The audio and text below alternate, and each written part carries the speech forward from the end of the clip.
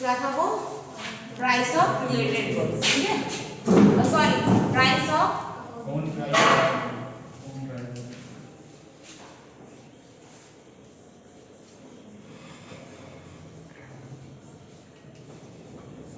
ठीक है। दूसरा क्या था, price of related goods,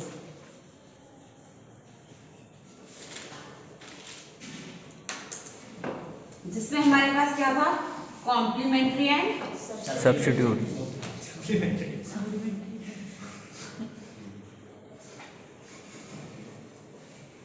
and substitute goods.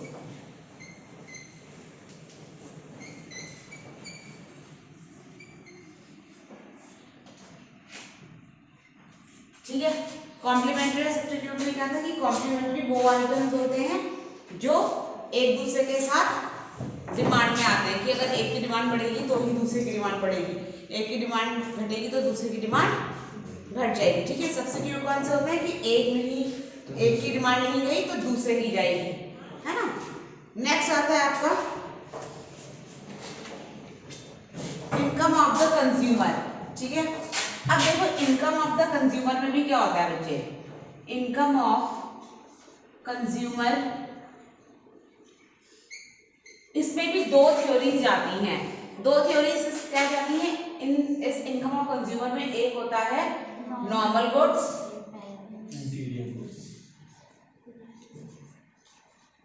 और दूसरा इंफीरियर गुड्स।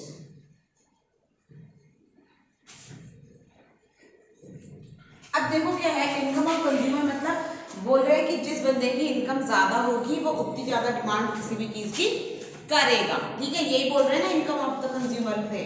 लेकिन देखो डिमांड को किस चीज की ज्यादा बढ़ाएगा, दो टाइप के गुड्स होते हैं, एक होता है नॉर्मल गुड्स जो हम जनरली यूज करते हैं जैसे गेहूं चावल आटा फ्रूट्स वगैरह ये सारी चीजें है ना, डेयरी प्रोडक्ट्स वगैरह ये सब, और एक होते हैं इंफीरियर गुड्स। इंफीरियर गुड्स जिनको हम यूज ज्यादा नहीं करते हैं, मींस उस कंडीशन में हम उनको यूज करेंगे जिस कंडीशन में हमारे पास पैसा नहीं होता, जैसे कोरस मील हो गया, ज्वार बाजरा, बाजरे की रोटी खाते हैं हम नहीं खाते, है ना, किसकी खाते हैं, व्हीट प्रेफर करते हैं। ठीक है, तो सपोज कंज्यूमर की इनकम अगर ज्यादा है, अगर कंज्यूमर की इनकम ज्यादा है तो वो कभी भी इंफीरियर गुड्स को यूज नहीं करेगा। ठीक है, तो as the income increases the demand for inferior goods decreases. ठीक है, अगर इनकम ज्यादा होगी तो इंफीरियर गुड्स की डिमांड कम होगी, क्योंकि हम बोलेंगे ना कि भैया घटिया चीजें क्यों खाएंगे, अच्छी चीजें यूज करेंगे, अच्छी चीजें कंज्यूम करेंगे। ठीक है, लेकिन नॉर्मल गुड्स क्या है कि as the income increases the demand for the normal goods also get increased. अगर इनकम इंक्रीज होगी तो नॉर्मल गुड्स की डिमांड भी इंक्रीज होगी, हम ज्यादा अच्छे से व्हीट राइस फ्रूट्स वगैरह ये सारी चीजें ज्यादा यूज करेंगे, है ना, क्योंकि अब इनकम अच्छी हो रही है। But as the income decreases the demand for normal goods decreases. अगर ज्यादा कम हो जाएगी हमारी इनकम तो हमारी जो नॉर्मल गुड्स की डिमांड होगी वो क्या हो जाएगी, डिक्रीज हो जाएगी। और किसकी इंक्रीज हो जाएगी, इंफीरियर की, क्योंकि पैसा ही नहीं है, डिक्रीज हो गई इनकम तो हम किसकी डिमांड बढ़ा देंगे, इंफीरियर गुड्स की बढ़ा देंगे, है ना। जब पैसा ही नहीं है गेहूं की रोटी खाने का तो क्या करेंगे, बाजरे की रोटी खाएंगे, है ना। तो ये है आपका इनकम ऑफ कंज्यूमर। नेक्स्ट आपका आता है टेस्ट एंड प्रेफरेंस।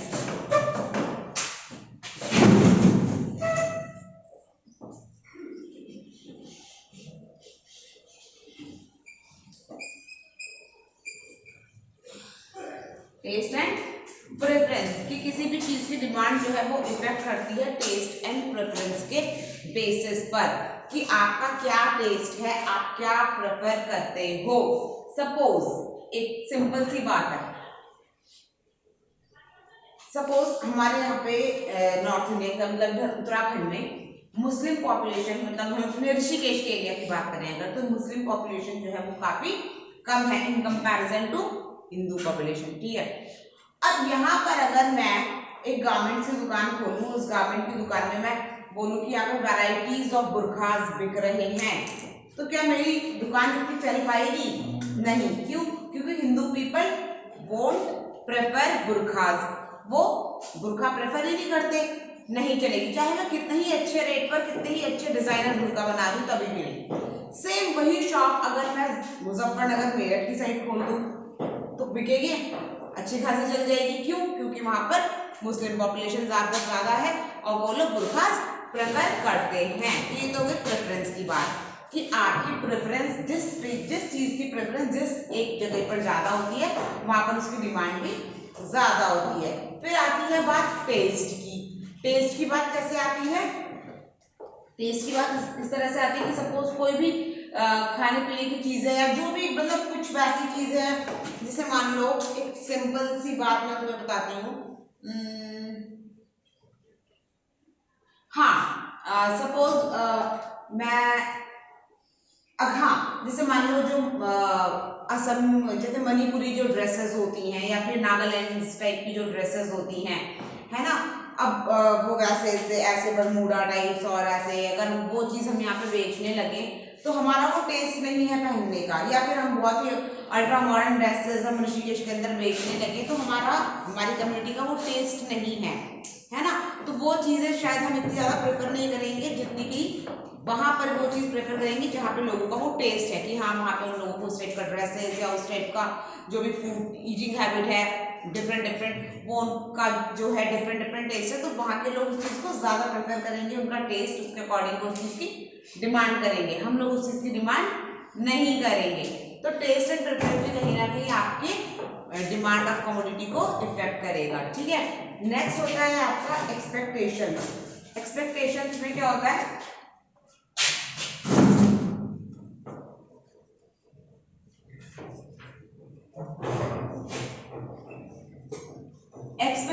एक्सपेक्टेशन में क्या होगा बेटा कि देखो एक सिंपल सी बात है कि कंज्यूमर क्या होता है वो हमेशा रेशनल रहता है, तो वो एक्सपेक्ट करता है कि चीजें इन फ्यूचर उसे किस रेट में मिलने वाली हैं। कई बार तुम लोगों ने देखा होगा कि घर में जो पेरेंट्स होते हैं वो क्या करते हैं, कई बार इस टाइम पर जो है काफी सारा गेहूं खरीद के उसको स्टॉक कर देते हैं। ठीक है, कई बार आलू प्याज खरीद के स्टॉक कर देते हैं कि भाई यूज होता रहेगा बाद में, फिर चीनी स्टॉक कर देते हैं, नमक का स्टॉक कर देते हैं, है ना। गेहूं तो करते ही हैं, गेहूं चावल तो हम स्टॉक करते ही हैं, है ना। तो वो क्यों करते हैं? क्योंकि उन्हें ये पता होता है कि इन फ्यूचर आने वाले टाइम में जो है गेहूं का रेट जो है महंगा हो जाएगा। इस टाइम पर उसकी हार्वेस्टिंग हुई है तो इस टाइम पे वो इजीली अवेलेबल है और उसके रेट भी सही है, आने वाले टाइम में हो सकता है महंगा हो जाए। या प्याज के साथ भी होता है कि गर्मियों के टाइम पे हम क्योंकि उसका हार्वेस्टिंग होता है तो उस टाइम पे ले लिया थोड़ा, क्योंकि विंटर्स के टाइम पर वो हो सकता है थोड़ा सा कॉस्टली हो जाए। तो क्या करा कि हम लोगों को एक्सपेक्टेशंस होती हैं, तो एक्सपेक्टेशन अगर हमारी ये है कि चीजें महंगी होगी इन फ्यूचर तो हम उसको अभी उसकी डिमांड बढ़ा देंगे, प्रेजेंट में उसकी डिमांड बढ़ा देंगे। और अगर जैसे आज के टाइम पे अगर हम देखें तो अनियंस का जो रेट है वो काफी हाई चल रहा है, तो आजकल क्या कर रहे हैं जितना यूज होना है उतना किया, बाकी नहीं लिया। क्यों? क्योंकि हम ये सोच रहे हैं कि हो सकता है आने वाले टाइम में वो सस्ता हो जाएगा, है ना, उसका प्राइस जो है गिर जाएगा। तो इसलिए हम क्या सोच रहे हैं, एक्सपेक्टेशन क्या है कि उसकी प्राइस गिरने वाला है, तो हम क्या सोचेंगे कि बाद में ही खरीदेंगे अच्छे से, अभी जितना यूज है वो नहीं लो, बाकी रहने दो। तो अगर एक्सपेक्ट कर रहे हैं कि आने वाले टाइम में सस्ता होगा तो इस टाइम पर डिमांड कम हो जाएगी, एक्सपेक्ट कर रहे हैं आने वाले टाइम में महंगा होगा तो आज के टाइम पर डिमांड राइज अप हो जाएगी। ठीक है, तो ये तो था बेटा आपका फैक्टर अफेक्टिंग इंडिविजुअल डिमांड। ठीक है, क्या है ये? Factor affecting individual.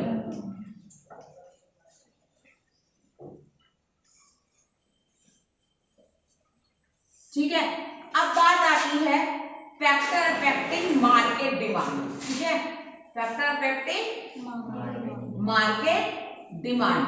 तो फैक्टर अफेक्टिंग मार्केट डिमांड में क्या होता है, जब भी आपसे कोई क्वेश्चन पूछते हैं, पेपर में आता है 6 मार्क्स का कि what are the factor affecting market demand, तो देखो ये जो 5 फैक्टर हैं, ये 5 फैक्टर्स तो आएंगे ही। All 5 factors in individual demand are also the factor affecting market demand plus 2 more factors 6 and 7। 6th क्या है? Size of population, size of population and next is distribution of income. बिल्कुल सही।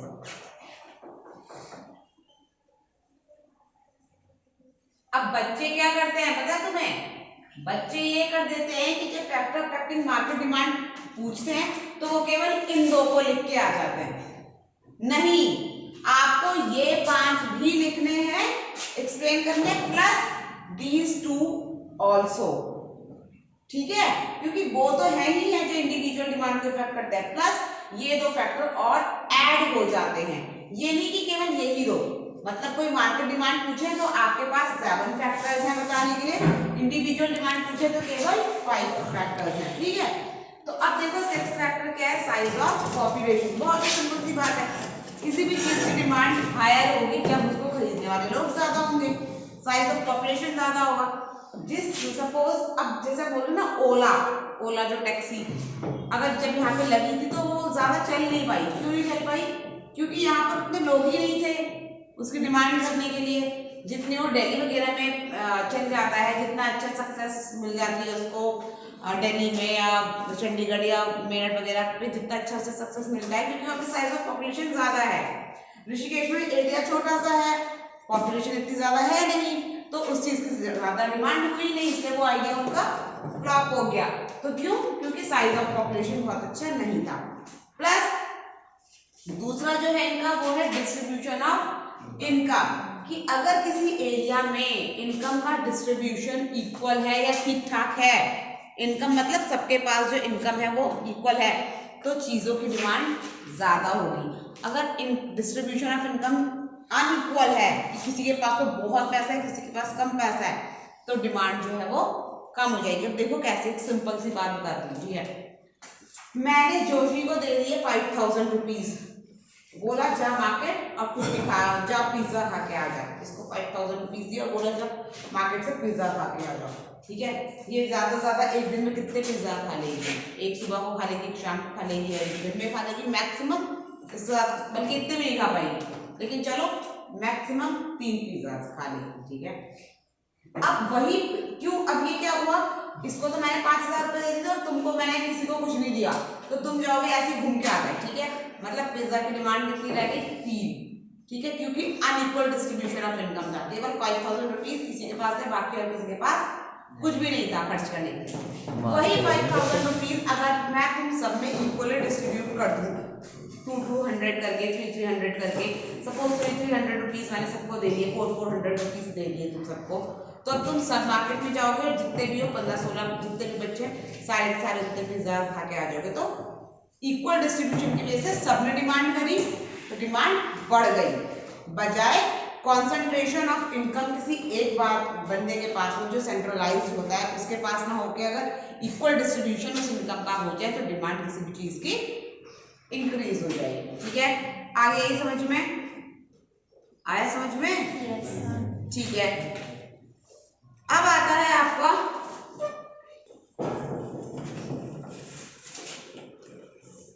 तो लॉ ऑफ डिमांड। देखो बेटा क्या होता है, सिंपल है। Law of demand says that as the price decreases demand increases, as the price decreases demand increases. There is an inverse relationship between price of commodity and demand. किसी भी चीज की, किसी भी कमोडिटी के प्राइस और उसकी डिमांड में इनवर्स रिलेशन होता है। प्राइस डिक्रीज होगा, डिमांड इंक्रीज होगी, प्राइस इंक्रीज होगा, डिमांड डिक्रीज होगी, ठीक है। सिंपल ये है। जैसे suppose price of x, quantity demanded of good x, price 1, demand 5, price 5, demand 1। इसको अगर हम करके थ्रू दिखाते हैं तो क्या हो जाएगा,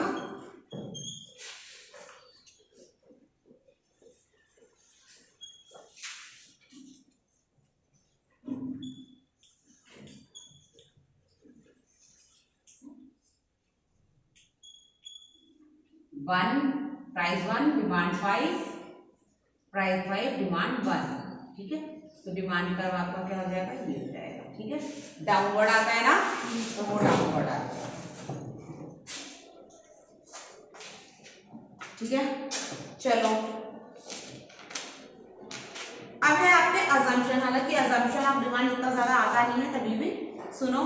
अजम्पशन का मतलब मैंने क्या बताया है, अजम्पशन का मतलब क्या होता है,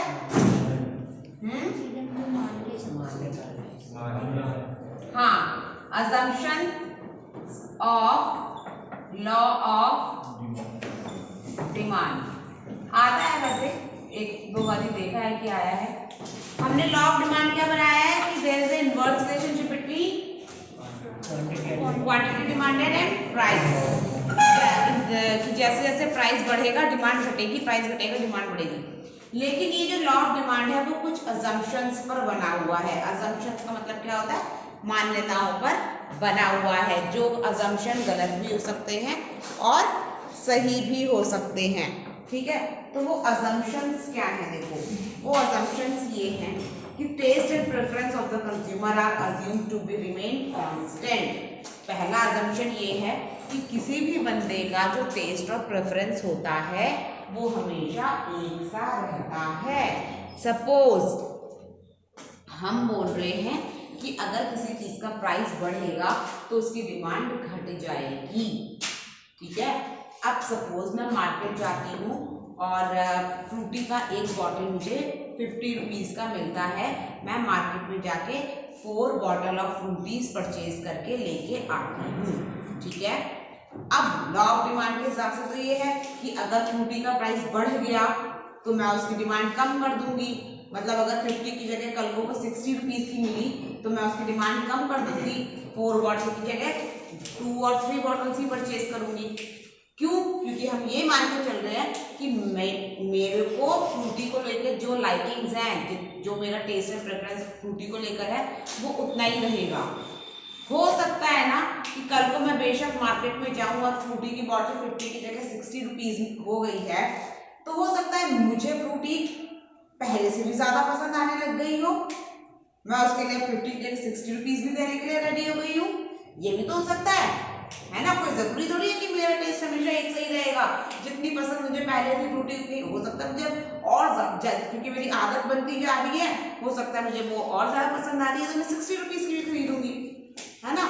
लेकिन ये जस्ट एक अजम्पशन है कि टेस्ट और प्रेफरेंस जो है कंज्यूमर का वो हमेशा सेम रहता है, जिसकी वजह से अगर आप उस चीज़ का प्राइस बढ़ाओगे तो उसकी डिमांड घट जाएगी, जो आपने लॉ ऑफ डिमांड बनाया हुआ है।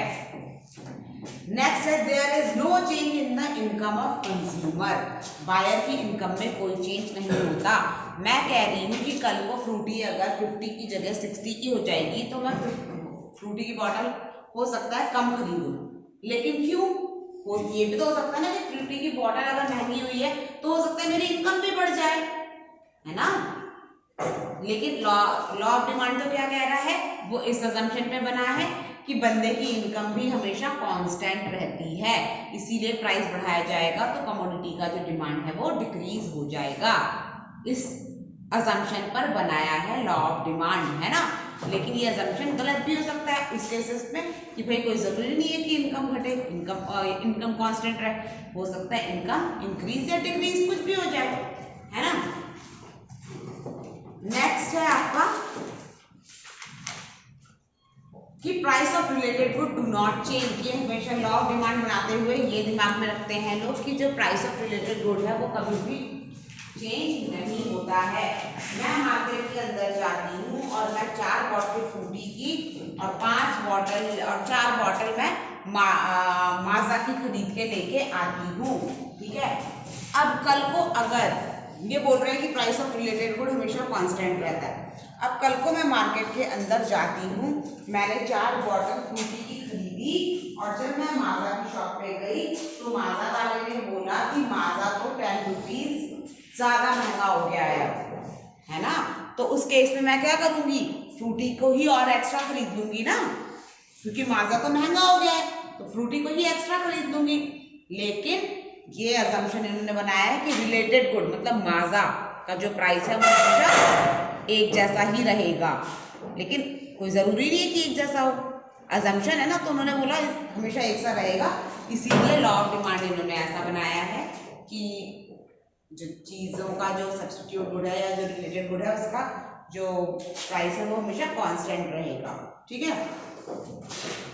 इसीलिए किसी चीज़ का प्राइस अगर बढ़ता है तो डिमांड कम होगी। नेक्स्ट है consumer do not expect any significant change. Consumer कभी भी किसी भी तरीके का सिग्निफिकेंट चेंज फ्यूचर में एक्सपेक्ट नहीं करता। हमने बोला कि किसी चीज़ का प्राइस बढ़ेगा तो उसकी डिमांड घटेगी, ठीक है। क्यों? क्योंकि हम ये मान के चलते हैं कि इन फ्यूचर उस चीज़ का प्राइस नहीं डिक्रीज होगा या नहीं मतलब स्टेबल होगा। हम ये मान के चल रहे हैं, किसी भी तरीके का सिग्निफिकेंट चेंज हम एक्सपेक्ट नहीं कर रहे हैं। अगर ये हो कि इन फ्यूचर वो चीज़ सस्ती होने वाली है तो हम इस टाइम पर उसे नहीं खरीदेंगे, हम फ्यूचर का ही वेट उस चीज़ के लिए करेंगे। ठीक है, तो ये थे आपके अजम्पशन जो कि इम्पॉर्टेंट है मगर इतने भी ज़्यादा नहीं जितना कि अब ये नेक्स्ट टॉपिक जो ये नेक्स्ट टॉपिक है वो बहुत ही